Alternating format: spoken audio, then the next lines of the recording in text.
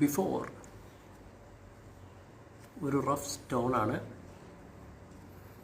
ഇതിനെ before polishing ആണ് കേട്ടോ ഇത്.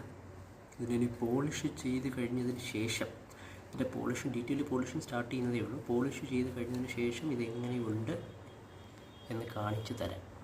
Okay,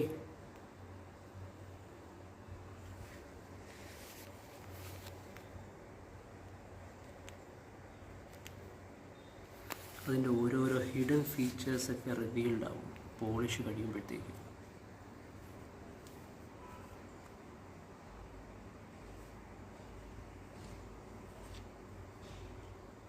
before polishing, after.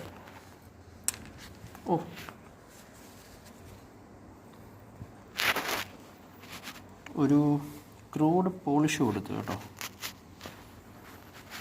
സാധാരണ ഒരു സാൻഡ് പേപ്പർ വെച്ച് ഞാൻ പോളിഷ് ചെയ്തത്.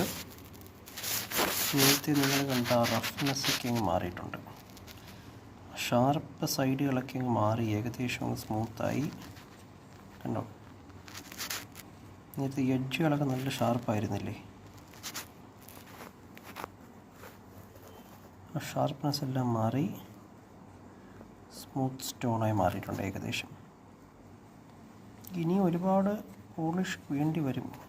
നമുക്ക് ആവശ്യമുള്ള പോളിഷും കട്ടിങ്ങൊക്കെ വേണ്ടി വരും. നമുക്ക് ആവശ്യമുള്ള ഇഷ്ടമുള്ള ഒരു ഷേപ്പിലോട്ട് മാറ്റണമെങ്കിൽ. ഞാൻ ചെയ്യുന്നതെന്ന് പറഞ്ഞാൽ പ്രത്യേകിച്ചൊന്നും കട്ട് ചെയ്യാറില്ല. ഉള്ള ഷേപ്പിനെ തന്നെ നല്ല വൃത്തിക്ക് പോളിഷ് ചെയ്തെടുത്ത് നല്ലൊരു ഈസ്തെറ്റിക് ലുക്കുള്ള സ്റ്റോണാക്കി മാറ്റുകയാണ് ഞാൻ ചെയ്യാറ്. നമ്മൾ പോളിഷിങ് തുടങ്ങിയിട്ടേ ഉള്ളൂ,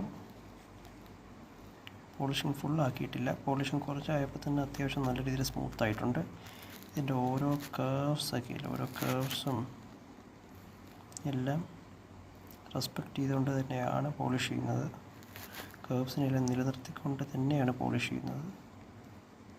സ്മൂത്ത്നെസ് വരുത്തുക, അതാണ് ഞാൻ നിലവിൽ ചെയ്യുന്നത്.